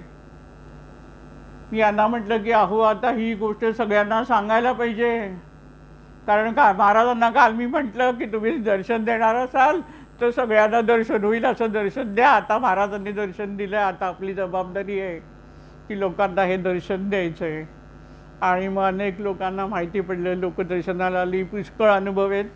अनुभव गाथा म्हणून पुस्तक प्रसिद्ध केलं आहे, त्या पुस्तकामध्ये ही सगळी माहिती नंतर साक्षात स्वामी आहेत या संबंधीच्या सगळ्या घटना तिथे दिलेल्या आहेत. त्या अवश्य वाचा तुम्ही. आता या सगळ्या परत आत्ता सांगत नाही. आता त्याच वेळेला काय घडलं की मी भोपाळला होते, मला भरपूर वेळ होता आणि भोपाळच्या तिथे एका पेपरमध्ये, हिंदी पेपरमध्ये वास्तूविषयी बरीच माहिती यायची. मला आवड एकंदर सगळ्याच गोष्टीची. जरा नवीन विषय मिळाला तर आणखीन खोलात जायचा माझा स्वभाव. तिथे वेळ पण भरपूर आणि त्यामुळे सगळ्याचा कात्रडं काढून मोठी चांगल्या प्रकारचं एक बाइंडर वगैरे मी बनवलं होतं आणि तो अभ्यास माझा मी केलेला होता. आता इकडे मी काम करायला लागल्यानंतर असं व्हायला लागलं की वास्तुदोष तज्ज्ञ जे आहेत त्यातले काही मंडळी मला स्वामी भवनात भेटायचे. 4-5 जणांनी मला सांगितलं की हां इथे वास्तुदोष आहे. म्हणजे दोष असा की गाभारा होता आणि त्याच्या दोन्ही बाजूला आत्ता ज्या खोल्या आहेत, नानांची खोली आणि मंचकाची खोली, ती नव्हती. त्यामुळे तिथे कट येत होता. आणि म्हणून येणारे सगळेजण वास्तुदोष निवारण करणारे जे तज्ज्ञ होते ते सगळे मला सांगायचे की हा दोष काढा, इथे तुम्ही काहीतरी करा, इथे काहीतरी करा. आता मी थोडाफार अभ्यास केला होता, त्याचा परिणाम मनावर झाला होता की असं असू शकतं. ती गोष्ट आहे. पण एक लक्षात ठेवा, आता आपण पण प्रकल्प सुरू केला आहे, पण कशासाठी केला आहे पहिलं सांगते की लोकांची फसवणूक होऊ नये म्हणून सौख्यदायी वास्तू असा प्रकल्प मी हातात घेतलेला आहे लोकांना मार्गदर्शन करण्यासाठी. वास्तुदोषामुळे सगळ्या आयुष्यात समस्या येतात हे पहिलं विसरा. गळ्यात बाळा, खडे, अमुक तमुक, पूजा अर्चा काहीतरी केलं आहे, कुठेतरी तांत्रिक पूजा केल्या आहेत म्हणजे कर्मशुद्धी होते हे विसरा. शुद्ध आचरण आणि शुद्ध कर्म हे सगळ्यात महत्त्वाची गोष्ट आहे. आयुष्यातले प्रश्न जर सुटायचे असतील तर गुरुला अनन्यभावाने शरण जाणं, गुरुच्या कार्यासाठी वेळ देणं, सदाचरण सन्मार्गाने सदैव न्यावे घेऊनी मज हाती, नानांनी जी प्रार्थना केली, या गोष्टी आयुष्यातल्या महत्त्वाच्या आहेत. पण आता माणसं दुसऱ्याच गोष्टीवर कॉन्सन्ट्रेट करतात की अशा प्रकारचे खडे घातले, अशा प्रकारच्या माळा घातल्या, अमुक केलं की माझी सगळी कर्मशुद्धी होईल. नाही, हा एक दिलेला छोटा सपोर्ट आहे, नाही असं नाही, पण मुख्य तुमचं आचरण खूप महत्त्वाचं आहे. तुमच्या आयुष्यातला प्रत्येक पाऊल आणि प्रत्येक विचार हा शुद्ध असला पाहिजे, त्याच्याकडे लक्ष द्या. कोणत्या ज्योतिषाकडे जाऊ? ज्योतिषी काय करणार आहे तुम्हाला? तुम्हाला पत्रिकेत तुमच्या काय दोषी सांगणार आहे, पण तो तुमचं भविष्य घडवणार नाही, हे लक्षात घ्या. 10 ठिकाणी पत्रिका घेऊन वेळ फुकट घालवू नका, पैसे फुकट घालवू नका. ज्योतिष भविष्य घडवत नाही, पण स्वामी समर्थ भविष्य घडवतात. आणि म्हणून महाराजांची उपासना आणि महाराजांच्या उपदेशानुसार आचरण हे सगळ्यात महत्त्वाचं आहे. शुद्ध विचारांचं रोपण करा आणि मग तुमचं जीवन शुद्धतेने भरून येईल आणि सगळी निगेटिव्हिटी. घरात जर तुमचं वागणं व्यवस्थित असेल, घरात कुठच्याही प्रकारचे त्रागा होत नसेल, तुम्ही कोणाला त्रास देत नसाल, तुमच्या घरात भांडणं होत नसतील, तर लक्ष्मी आपोआप तुमच्याकडे आनंदाने येणार आहे, जरी वास्तूत दोष असला तरी. त्यामुळे आचरण शुद्ध ही महत्त्वाची गोष्ट आहे. छोट्या छोट्या गोष्टी आहेत, जसं आपण काहीतरी हेल्प घेतो तसा हा वास्तूचा प्रश्न आहे. ज्या गोष्टी सहज करता येणार आहे की बाबा अमुक एक जागा, आता देवाची जागा ईशान्येला असावी, बरोबर आहे, त्या ठिकाणी तुम्ही देव ठेवा. देवाचा तिथे भाव असतो, तिथे देवाची एनर्जी जास्त असते, तिथून आपल्याला जास्त मिळते. पण म्हणून सगळं घर काहीतरी उद्ध्वस्त करायचं आणि काहीतरी करायचं याला अर्थ नाही आहे. पण आजकाल असं झालेलं आहे की अमाप पैसा खर्च करून लोक तोडमोड काय काय करत राहतात. आचरणावर भर द्या, हे सगळ्या संतांनी सांगितले. संतांनी घातल्या कसल्या माळा, कसले खडे, कसले ज्योतिषी संतांनी कधी सांगितलेत? पण एवढं मोठं कार्य संतांनी करून ठेवलं आहे ना, याच्यातनं सगळं दिसतंय. तर आता मी अभ्यास केलेला होता, माहिती होतं हे शास्त्र आहे आणि सेकट आहे, ठीक आहे, तरी पण मी लक्ष देत नव्हते. 2003 पासून काम करते. पण 2005 मध्ये एक दिवस अशी वरंड्यात बसले आणि मंदिराकडे बघितलं आणि विचार आला की सगळे सांगतायत काहीतरी करा, काहीतरी करा. आता ही लोक भक्त म्हणून माझ्याकडे येणारी आहेत, आपल्या संस्थेशी निगडीत आहेत, त्यांच्या शब्दाला पण थोडाफार मान देणं पण तेवढंच गरजेचं असतं. काही वेळेला जेव्हा आपण सामाजिक कार्य करत असतो त्यावेळेला. आणि असा विचार करताना मनात पटपट विचार आला की ठीक आहे, आता इथे खोल्या बदलून टाकू की सगळाच प्रश्न संपला. ही खोली नानांची घेऊ उत्तरेकडची, कारण नाना असं म्हणत असत की माझी खोली स्वामींच्या गाभाऱ्याच्या शेजारी माझी खोली असेल, मध्ये एक दार असेल आणि स्वामींनी बोलवल्यानंतर मी दार उघडून स्वामींकडे जाणार. आणि त्याप्रमाणे बरोबर गाभाऱ्याला तिथे दार होतं आणि त्यामुळे झटकन विचारायला नानांची खोली इथे करायची आणि तिकडची एक खोली बांधून ठेवायची. आता तिथे पुढे काय करायचं वगैरे नाही, इथे बांधायची तिथे बांधायची. मनात दुसरा विचार आला, वरड्यातच बसली आहे, की कोण आर्किटेक्ट बघायचा. आणि त्याच वेळेला माझे यजमान एका गृहस्थांना घेऊन मंदिरातून माझ्याकडे आले आणि मला म्हणाले की हे उल्हास प्रधान आपल्या ठाण्यातले प्रसिद्ध आर्किटेक्ट. मी एक क्षण उडाले. मी आर्किटेक्टचा विचार करते आणि ठाण्यातले सुप्रसिद्ध आर्किटेक्ट समोर उभे मठामध्ये. बोलणं झालं, पण पहिल्याच भेटीत मी त्यांना कसं विचारू की तुम्ही ड्रॉइंग काढून देणार का, म्हणून मी काही बोलले नाही. ते चहा पिऊन निघाले आणि त्यांनाच काय वाटलं माहिती नाही, परत मागे आली आणि मला म्हणाले की इथे जर तुम्हाला काही बांधकाम करायचं असलं तर मी ड्रॉइंग, मला सांगा, मी ड्रॉइंग काढून देईन. म्हटलं बसा. म्हणजे बसा आता तुम्ही. आणि त्यांना ती स्टोरी सांगितली. त्यांना आपण आनंद झाला आणि त्यांनी त्याप्रमाणे ड्रॉइंग घरी आणून दिलं. महाराजांची कृपा आहे. कोण आणून देणार आहे घरी फुकट काम करून? पण मग ईश्वरी कृपा ही अशी होत असते. म्हणून ईश्वराला आनंद भावाने शरण जा. तुम्ही आयुष्यातले चिंता करू नका कुठच्याही गोष्टीची, कसं होईल. आम्हाला सकाळी उठल्यापासून आमच्या डोळ्यापुढे सगळ्यांचे प्रश्न असतात की कसं होणार, किंवा आणखीन 10 वर्षांनी कसं होणार, असे पण विचार करणारे लोक आहेत. विचार करू नका, काळजी घ्यायला भगवंत, त्याच्यासाठीच भगवंत आहे. त्याचे आपण लेकरं आहोत. तो आपली काळजी नाही घेणार का? पण आमचा भाव कमी पडतो, आमची श्रद्धा. आम्ही म्हणतो की आम्ही भक्त आहोत, भक्त आहोत, पण भक्त होणं सोपं नाही आहे, खूप कठीण आहे. सहज म्हणायला सोपं आहे भक्त आहे, आम्ही स्वामी भक्ती करतो वगैरे सगळे म्हणतात. पण जरा का इकडचं इकडे झालं की लागलीच झालं, मग चिंतेला सुरुवात. मग स्वामी वगैरे किंवा खूप आनंदाचं काय असलं तर महाराजांना विसरतात. मला नेहमी वाटतं की घरामध्ये तुमचं हॉलमध्ये लग्न आहे, मुंज आहे, काहीतरी शुभकार्य आहे, त्यावेळेला कोणाला स्वामींची आठवण येत नाही, कोणीही स्वामींचा फोटो ठेवत नाही. स्वतःला स्वामी भक्त म्हणतात, बाकी मोठे मोठे सोहळे होतात, सगळं होतं, त्यावेळेला स्वामींना आम्ही विसरतो. दुःखात स्वामींची आठवण, आनंद मिळाला की स्वामींना विसरलो, अशी आमची भक्ती. म्हणून भक्त होणं सोपं नाही आहे. आता 2005 मध्ये या घटना घडल्या. आर्किटेक्ट आले, त्यांनी ड्रॉइंग काढून दिलं, त्याप्रमाणे त्या खोल्या बांधल्या गेल्या. आपोआप गोष्टी सगळ्या पुढे पुढे जात आहेत. त्याच वेळेला नानांचा फोटो आता तिथे ठेवायचा आहे म्हणून फोटो शेखर सानेंना काढायला दिला. आता ती पण गंमत आहे, तुम्ही बघा. शेखर साने स्वामींचे फोटो काढतात, हे सगळं मी ऐकून होते.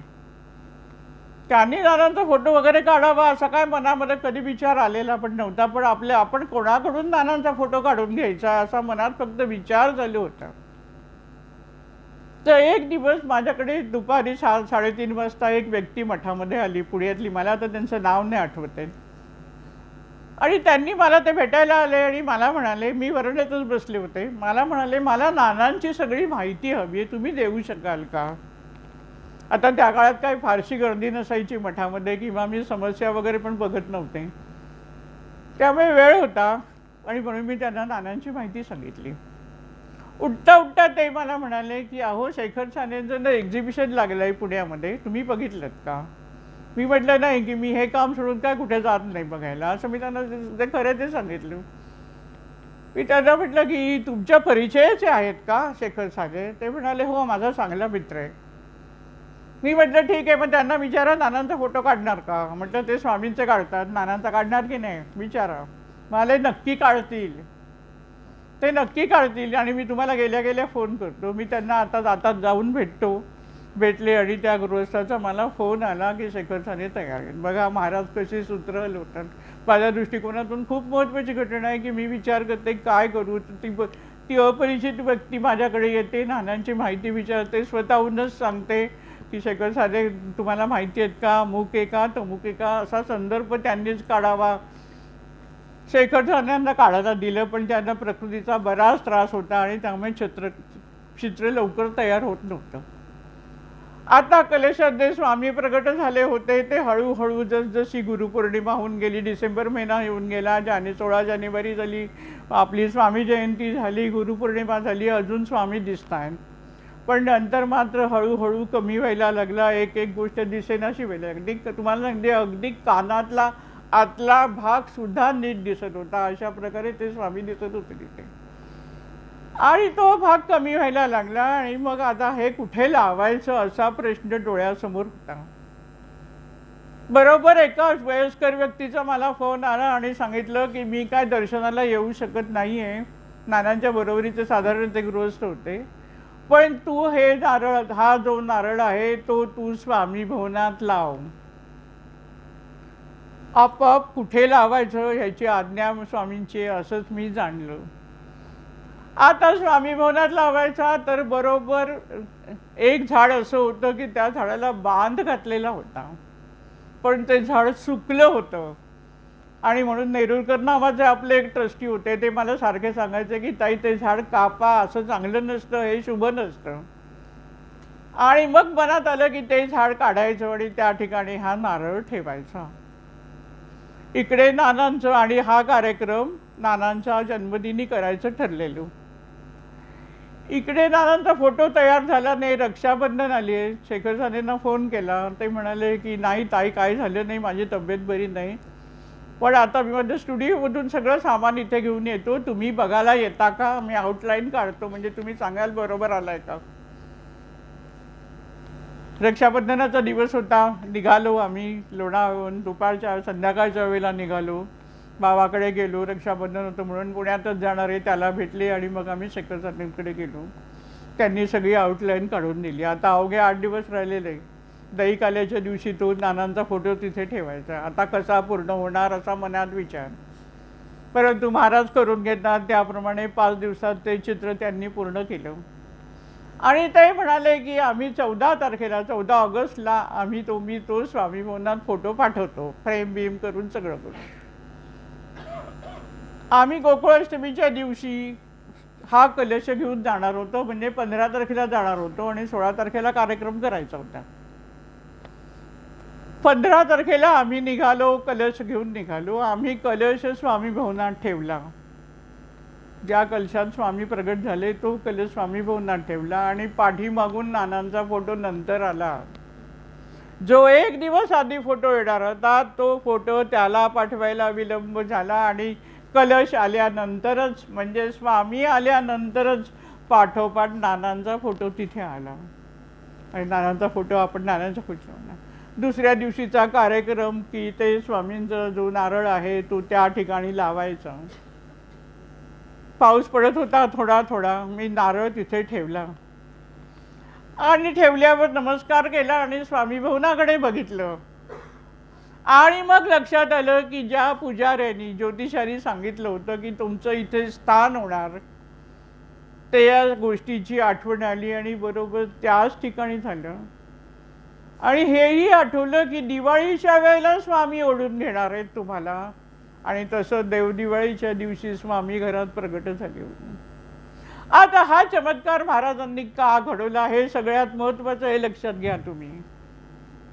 माझ्यावर कृपा आहे, मी त्याच्यात मला आनंद आहे आणि सांगण्यामध्ये त्याहून आनंद आहे की महाराजांची कृपा अशी होऊ शकते आणि सर्वांवर व्हावी ही माझी सदिच्छा. कृपा करून घ्या, कृपा पात्र होऊन व्हा भाग्यवंत. प्रयत्न करा आणि त्या प्रयत्नासाठीच हे सगळं चाललेलं आहे. आता का तर मगाशी म्हटल्याप्रमाणे 2005 पर्यंत मी काय समस्या वगैरे जास्त बघत नव्हते, कारण माझा तो प्रांतच नव्हता. मी करून हे काम मी करीन असं कधी मी मनात आणलं पण नव्हतं. 2005 मध्ये जेव्हा स्वामी माझ्या घरात प्रगट झाले तेव्हा दर्शनाला एक साधारणपणे 25 वर्षाची मुलगी आणि तिचे वडील आले. बोलणं झालं, तिने दर्शन घेतले आणि नंतर ती रडायला लागली. तिचे वडील म्हणाले की ही थोडीशी डिप्रेशनमध्ये गेली आहे आणि मग तिची काय समस्या आहे त्यांनी मला सांगितली. लागलीच मी तिच्याशी गप्पा मारल्या, तिला रिलॅक्स केलं आणि तिला मी उपासना सांगितली. हा माझ्याकडे आलेली पहिली व्यक्ती. आता मी तिला काय सांगितलं त्यातून ती डिप्रेशनमधून बाहेर आली. हा मोठा चमत्कार घडला, म्हणजे स्वामी प्रगट झाले ती ही शक्ती मला देण्यासाठी. नानांकडून स्वामींनी पदयात्रा करून घेतली, महान सामर्थ्य नानांना दिलं आणि नानांची मी शिष्या, नानांना पूर्णपणे शरण गेलेली. आणि म्हणून माझ्या महाराजांनी नानांचं कार्य करण्यासाठी, नानांचं कार्य पुढे चालवण्यासाठी मला ही शक्ती प्रदान केली की प्रगट झाले आणि अनेकांना त्याचा फायदा व्हावा.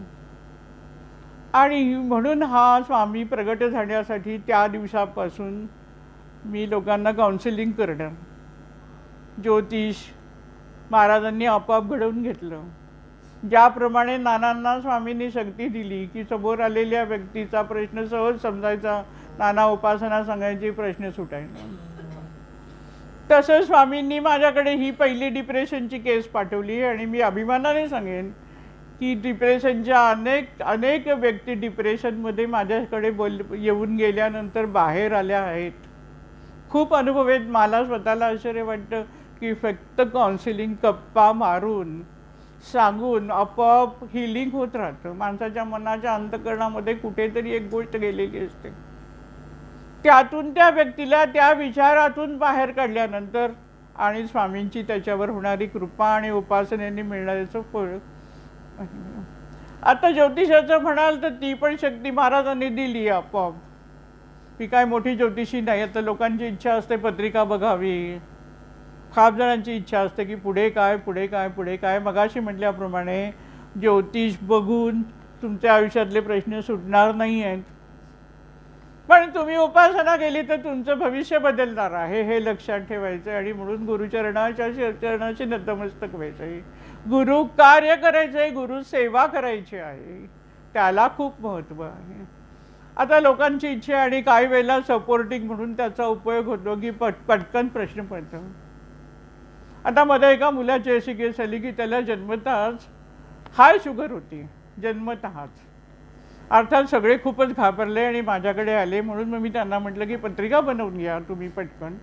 आणि पत्रिका बनवल्यानंतर त्याच्यात काय प्रॉब्लेम आहे तो मला समजला लागलीच. आणि त्यांना मी सांगितलं की हे करा आणि हा पूर्णपणे बरा होईल, फक्त 2-4 महिने जाऊ द्या. आणि त्याप्रमाणे त्याच्या प्रकृतीत फरक पडला. पत्रिका सपोर्टिंग होते, पण पत्रिका म्हणजे सगळं आलं आणि पत्रिका बघितलं म्हणजे आपले सगळे प्रश्न सुटले, अशा भ्रमात राहून 10 ठिकाणी पत्रिका घेऊन फिरायची गरज नाही. पत्रिका समोर आल्यानंतर महाराज काहीतरी सुचवतात. मला त्यातलं काही कळत नाहीये, कुठचा ग्रह तारे नक्षत्रे, पण कुठल्या ज्या ठिकाणी मूळ प्रश्न आहे तो मूळ प्रश्न कुठल्या स्थानामध्ये आहे हे क्लिक महाराज करून देतात, नाना करून देतात. आणि त्यातून मी लोकांना सांगते. आणि ही सगळी शक्ती मला कलश पूजेत स्वामी प्रगट झाले आणि त्याच्यातून मिळाली. आणि म्हणूनच स्वामी प्रगट झाले याचं कारण लक्षात घ्या. आणि अनेक संकेत दिले आणि नंतर पण अनेक अनुभव मिळत गेले. आता 2007 साल उजाडत आहे. नानींचं जे घर आहे, नानांचं जे घर आहे, जिथे संस्थेचं कार्यालय चाललेलं आहे, त्या घराचं रिडेव्हलपमेंट होणार आहे. आणि म्हणून ती जागा खाली करायला सांगितली. आता जागा खाली करायची म्हणजे संस्थेला दुसरी जागा पाहिजे. माझं यजमान, आमचं 2 ट्रस्टी श्री जन्ने आणि जोशी, 3 जण विष्णुनगरमध्ये एक दिवस जाऊन आले. एका बिल्डिंगमधली जागा बघून आले. घरी आल्यावर मला यांनी दुपारी सांगितलं की अशा अशा बिल्डिंगमध्ये मी जागा बघितली आम्ही. मी म्हटलं छे ती एकदम जुनी बिल्डिंग, तिथे नाही मी संस्थेचं ऑफिस काढणार. स्वामींना अशा खाड्याच्या ठिकाणी नाही नेऊन ठेवणार, दुसरी जागा बघा. परत दुसऱ्या दिवशी हे 3 जण जाऊन 2-4 दिवसांनी दुसरी जागा बघून आले. त्या दिवशी पण मला ती बिल्डिंग, मला सगळी विष्णुनगरच्या सगळ्या बिल्डिंग माहिती आहे, त्यांची अवस्था, त्यांचं एज काय सगळं माहिती आहे, काय प्रॉब्लेम आहेत माहिती आहे. मी म्हटलं छे असा तिथे रे स्वामींना मी नेणार, काहीतरी जागा बघू नका तुम्ही, जरा चांगल्या जागा बघा. तिसरी जागा बघून आले. त्या दिवशी पण दुपारी माझ्या यजमानाने सांगितलं की आज आता जागा बघितल्या तर तू नाही म्हणू नकोस, कारण बघणारे लोक आणि म्हणणार मी नको म्हणून, अशी गंमत होती सगळी. तर मी काही बोलले नाही. पण मी यांना सांगितलं की मला ही पण जागा पसंत नाही. माझे यजमान म्हणाले मग आता तू कुठे काय करणार आहे सांग आता. तर मी मनातल्या मनात महाराजांना म्हटलं की महाराज मी तुम्हाला वाटेल त्या ठिकाणी नेऊन ठेवणार नाही. तुम्ही जर चांगली जागा मला दिली नाही तर मी घरात कार्य सुरू करीन. आणि नानांनी आणि नानींनी घरात कार्य केलं. तुमची इच्छा असेल की मी करावं तर माझी तयारी आहे, पण मी तुम्हाला वाटेल त्या ठिकाणी नेणार नाही. पुढे महाराजांना सांगून पण टाकलं की महाराज घरात कार्य करायचं म्हणजे किती त्रास असतो तुम्हाला माहिती आहे, हे पण महाराजांना सांगून टाकलं. आणि मुकाट्याने आमचं जेवण चालू. यांना काही बोलले नाही. दुपारी 4 वाजता संस्थेच्या नानींच्या घरामध्ये जिथे ऑफिस होतं तिथे गेले आणि 9 वाजता परत येत होते. परत येताना लिफ्टमध्ये आमच्यासोबत निकम नावाची फॅमिली राहायची. त्या महिला मला लिफ्टमध्ये भेटल्या आणि त्या पटकन मला आता ग्राउंड फ्लोअरवरून लिफ्टवरती जाते 7व्या मजल्यापर्यंत, तेवढ्या काळामध्ये आमचं हे बोलणं झालं. त्या म्हणाल्या संस्थेला जागा हवी असं मी ऐकलं आहे. म्हटलं हो. तर म्हणाली अहो मराठ्यांची जागा आहे ना ग्राउंड फ्लोअरला, त्याचे भाडेकरू होते आधी, ते आत्ता सोडून गेले, तुम्हाला सहज देतील मराठी जागा. तर म्हणाल्या परत स्वतः म्हणाल्या तेवढ्याच 7व्या मजला आल्या. स्वतःच म्हणाल्या की मी फोन करते आणि तुम्हाला सांगते. त्यांनी फोन केला मराठ्यांना. मराठ्यांनी हो सांगितलं. यांनी आम्हाला येऊन सांगितलं की ते हो म्हणाले उद्या तुम्ही भेटा. आम्ही भेटलो, सगळं ठरलं आणि तिकडचं सगळं ऑफिसचं सामान माझ्याच बिल्डिंगमध्ये ग्राउंड फ्लोअरला जी भाड्याची जागा होती ती भाड्या संस्थेची आपल्याला जागा मिळाली. दुपारी महाराजांना म्हटलंय की चांगली जागा दिली नाही तर घरात सुरू करीन, पण घरात सुरू केलं तर त्रास किती तुम्हाला माहिती. महाराजांच्या जवळ अशा छान गप्पा मारायच्या असतात. काय काय ते सांगायचं महाराजांना, आपल्याला काय वाटतंय ते सांगायचं. मी त्यांना सांगून मोकळी. महाराजांनी जाणलं की मला खूपच त्रास होईल घरामध्ये केलं तर, आणि म्हणून महाराजांनी लागलीच. म्हणजे दुपारची 2 किंवा 2:30ची वेळ आहे आणि संध्याकाळी 9 वाजता आमचं जागेचं ठरावं. ही महाराजांची कृपा, हे मोठं मिराकल आपोआप घडलेलं. आता सगळं शिफ्टिंग करायचं आहे, सामान इकडे आणायचं आहे, चालू आहे. ही जागा थोडी लहान होती पण खूपच सोयीची होती. स्वामींचा जो मोठा फोटो आहे, तैलचित्र जे आहे, जे आपण जयंतीला सभागृहामध्ये ठेवतो, ते तैलचित्र त्या ऑफिसमध्ये ठेवायला भिंत एवढी जागा नव्हती. मग आता तो फोटो कुठे ठेवायचा असा प्रश्न निर्माण झाला. मी म्हटलं ठीक आहे, आता आपल्या घरी आणू. माझे यजमान म्हणाले आता आपल्या घरी आहे स्वामींचा फोटो, तो काढायचा आणि हा ठेवायचा, असं कसं तू म्हणते. म्हटलं नाही, असंच करायचं, मला काही भीती नाही वाटत आहे.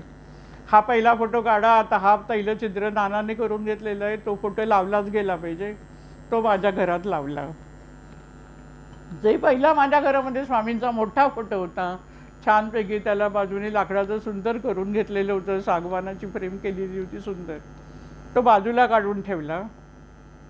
मी जो फ्लॅट घेतला त्याला एक अटॅच खोली होती. मागे तुम्हाला कदाचित ती कथा सांगितली असेल, पण आता अनुषंगाने निघाले म्हणून सांगते. ती सेल्फ कंटेंट रूम होती माझ्या फ्लॅटला लागून, आणि आम्ही ती काय घेत नव्हतो कारण एवढे पैसे नव्हते. पण बिल्डर जे कारापूरकर होते ते माझ्याच मागे लागले की तुम्हीही घ्यायची, तुम्हीही घ्यायची. 6 महिने मी त्यांना नाही सांगते, 6 महिने ते 6 लाख म्हणतायत.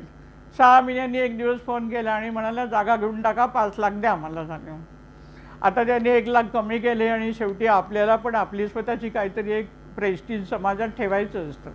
आणि म्हणून मी यांना म्हटलं की आता मात्र आपण ही जागा घेतलीच पाहिजे, आणि म्हणून ती आम्ही जागा घेतली होती. त्यामुळे आपोआप एक जागा होती की जिथे तो फोटो छानपणे नेऊन ठेवला.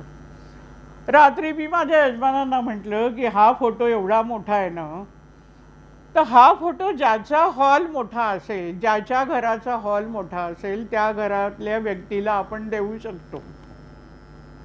आणि दुसऱ्या दिवशी सकाळीच माझे यजमान जेव्हा फिरायला गेले तळ्यावर, तेव्हा त्यांना साधारणपणे 35-36 वर्षाचे एक गृहस्थ भेटले. परिचयातले होते, अधूनमधून प्रार्थनेला कधीतरी यायचे. असे बोलत बोलत ते यांच्याबरोबर आमच्या घरी आले. सकाळचीच वेळ होती, 7:15 7:30 झाले असतील. चहा पाणी वगैरे झालं. मी पण तिच्याशी बोलायला बसले. बोलता बोलता ते म्हणाले की ताई तुम्ही माझ्या घरी या ना, मी खारकाळीत राहतो, पेड्या मारुतीच्या समोरच माझं घर आहे, आणि माझ्या घराला ना मोठा हॉल आहे. आता मोठा हॉल आहे हे शब्द ऐकल्याबरोबर मी माझ्या यजमानांना म्हटलं अहो ते बघा काय सांगतायत, त्यांना विचारूया का आपण की तुम्हाला फोटो देऊ का.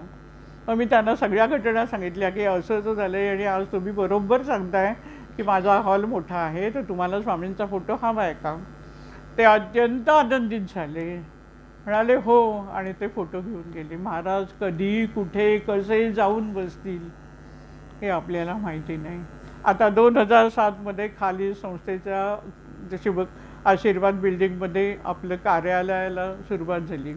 आता जागा तशी लहान होती, त्यामुळे सकाळच्या वेळेला जोशी, जन्ने आणि दाते माझे यजमान बसायचे आणि मी दुपारी बसायची. अशी वेळेची विभागणी करून आम्ही ते ऑफिस वापरत होतो.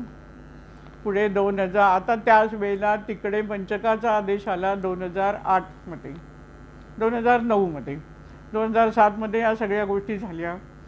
आणि मंचकाचा आदेश आपल्याला मिळाला की स्वामींनी सांगितलं, सचिन परांजपे अनेकांना ते माहिती आहे, त्यांना महाराजांनी दृष्टांत देऊन सांगितलं की मी नांगरगावच्या नानांच्या मठामध्ये उभा आहे आणि माझे पाय दुखत आहेत, आणि म्हणून आपण त्या मंचकाची योजना महाराजांनी आधीच करून घेतली होती की तिथे खोली बांधलेली होती.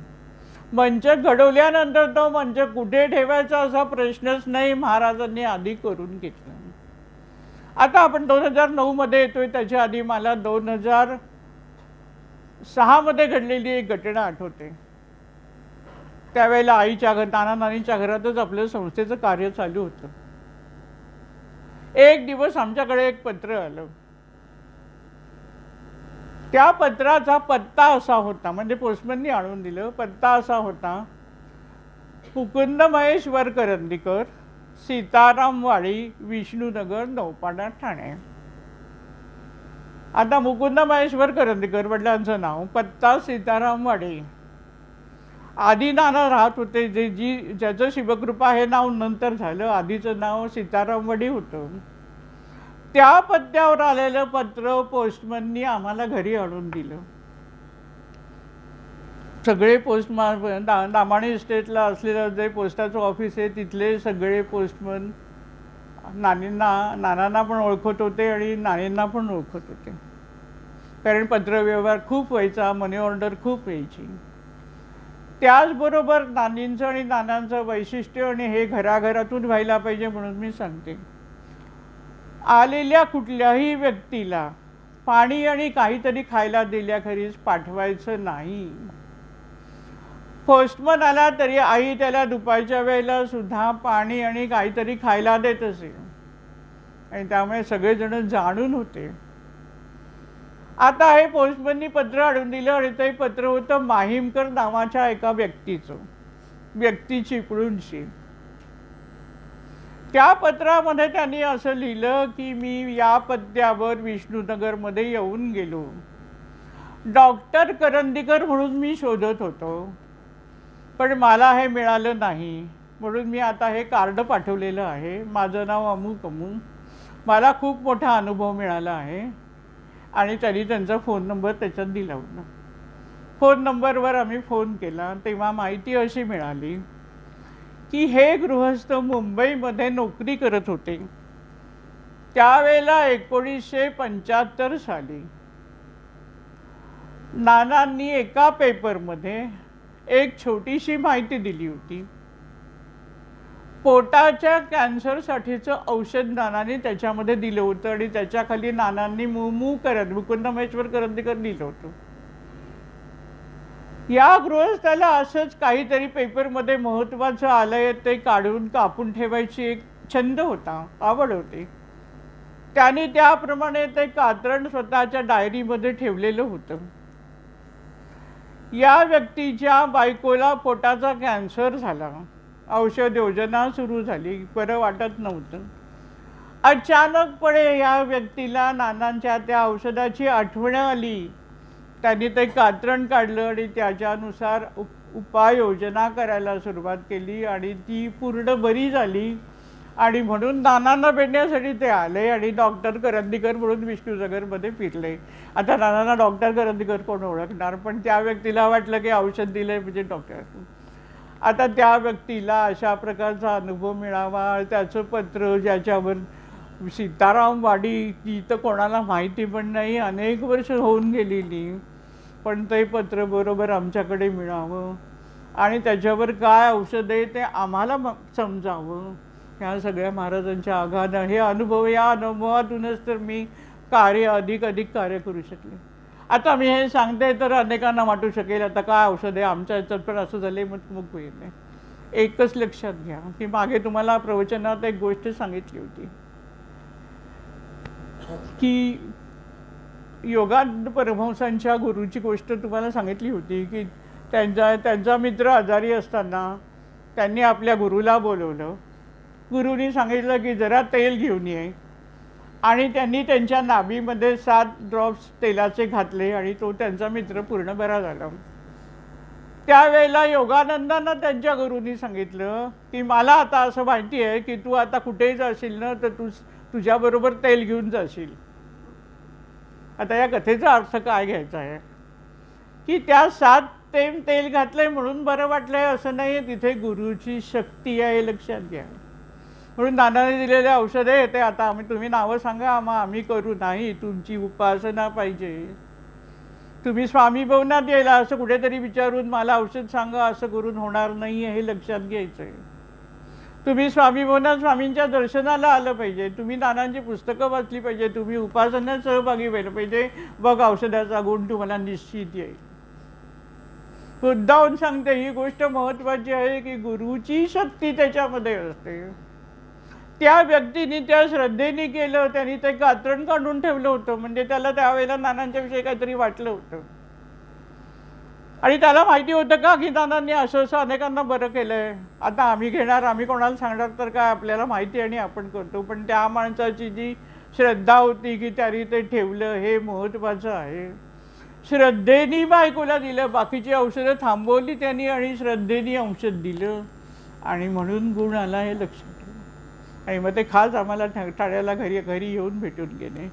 आता 2009 मध्ये मंचकाचा जो दृष्टांत मिळाला त्याच्या पाठीमागे महाराजांना एकच सांगायचं आहे की मी सगुण रूपात स्वामी भवनामध्ये आहे. मी सगुण रूपात तिथे त्यांची शक्ती आहे एवढं वैशिष्ट्य आपल्या मठाचं हे आपण जाणायचं आणि त्यानुसार आपण भक्ती करायची. आपण आता 2009च्या टप्प्यावरच थांबूया. पुढचा जो 2009 पासूनचा पुढचा जो आहे मंचकाच्या संबंधीचे पण अनुभव आहेत ते आपण अनुभव गाथामध्ये दिलेले आहेत. ज्यांनी वाचले नसतील त्यांनी अवश्य ते वाचा आणि मग मठाला जर भेट दिली नसेल तर मठाला भेट द्या. या टप्प्यावरच मी आत्ताचं प्रवचन थांबवते, कारण मग पुढच्या प्रवचनामध्ये मंचकाच्या या अनुभवापासून पुढचे जे काय परिवाराला अनुभव मिळत गेले ते अनुभव आपण पुढच्या प्रवचनामध्ये घेऊया. माझ्या कौटुंबिक आणि सामाजिक परिवाराच्या कार्यात मला मिळालेले अनुभव आपण आता सर्व ऐकले आहेत. सांगण्याचा माझा मुद्दा एकच आहे की समर्थांना शरण जा, अनन्य भावानी शरण जा. किती गुणगान गायले तरी महाराजांचे गुणगान कमी आहे. किती वाणू आता न पुरेचं वाणी, किती वाणीनी वर्णन करणार महाराजांच्या शक्तीची. फक्त चरणाशी माथा ठेवायचा आहे त्याच्या आणि अनन्य भावाने स्वामी समर्थांना शरण जा. मी नेहमी सांगते तशी की स्वामींपर्यंत आपण सहज नाही पोचू शकत आहे, आपली झेप नाही आहे तेवढी. पण आपल्याला नानांचा हात धरून आपण गेलो तर आपल्यावर स्वामी समर्थांची कृपा लवकर होऊ शकते. मागच्या प्रवचनात सांगितल्याप्रमाणे बोटीतून जायचं, समुद्र पार करायचा आहे तर मोठ्या बोटीतून जाण्यासाठी आधी लहान बोटीतून जायला लागतं. तसं नानांचा हात धरून आपल्याला स्वामींची कृपा प्राप्त करून घ्यायची आहे आणि नानांचा हात धरून पुढे जायचं आहे. आणि म्हणून जीवनामध्ये असलेल्या छोट्या छोट्या जरी अंधकाराचे किरण आले, अंधकार आला तरी घाबरून जाऊ नका. आनंदाने जीवन उजळण्यासाठीच स्वामी अवतरले आहेत. आनंदाची उधळ करण्या अवतरले स्वामी. स्वामींचं कार्य हेच आहे की सुखी व्हावे सारे जन, तेथे धावे जनार्दन. स्वामी आपल्याकडे बघतायत की तुम्ही हाक मारा, आम्ही धावून येतोय. पण आमची हाक पोचत नाही. आम्ही इतरत्रच बघत राहतो आणि दुःख करत राहतो. समस्यामधून समस्या निर्माण करत राहतो. आणि म्हणून हे सगळं विसरायचं आहे आणि जीवन आनंदाने उजळून टाकायचं आहे. आपल्या हातात आहे जीवन आनंदाने उजळण्याचं. शक्ती परमेश्वरांनी आपल्याला दिलेली आहे. त्या ती शक्ती जाणा आणि आपले जीवन आनंदाने उजळा आणि आपल्याबरोबर इतरांचं जीवन आनंदाने उजळून सर्वकडे आनंदाचं राज्य पसरण्याचं महान कार्यामध्ये स्वतःला झोकून द्या. सद्गुरू श्री स्वामी समर्थ.